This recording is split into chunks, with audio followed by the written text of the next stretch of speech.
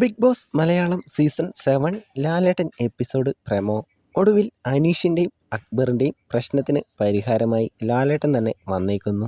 വയൽക്കാട് വന്നപ്പോൾ കൊടുത്ത 7ൻ്റെ പണി കാരണം അനീഷിന് ഈ സീസണിൽ ഇനി ആരെയും നോമിനേറ്റ് ചെയ്യാൻ സാധിക്കില്ല. അതുപോലെ അക്ബറിന് ക്യാപ്റ്റൻസിയിൽ മത്സരിക്കാനും. ഒടുവിൽ രണ്ടുപേർക്കും ആശ്വാസമായി ലാലേട്ടൻ വന്നു. ആശ്വാസമായി എന്ന് തീർത്ത് പറയാനും സാധിക്കില്ല. പ്രമോയിൽ ഒരു വലിയ ടാസ്ക്കായിട്ടാണ് ലാലേട്ടൻ വന്നേക്കുന്നത്.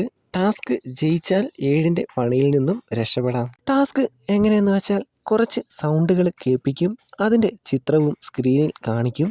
രണ്ടുപേർക്കും 2 ബോർഡുകൾ ഉണ്ടാകും, ചിത്രങ്ങളും ഉണ്ടാകും. സൗണ്ട് എല്ലാം കേട്ടുകഴിഞ്ഞ് സൗണ്ട് കേട്ട ഓർഡറിൽ തന്നെ ചിത്രങ്ങളെല്ലാം ക്രമീകരിച്ച് വെക്കുക.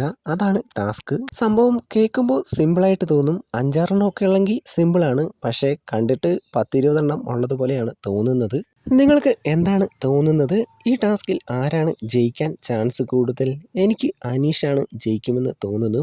കാരണം അനീഷ് അത്യാവശ്യം ഓർമ്മകളൊക്കെ നിൽക്കുന്ന ആളാണ്.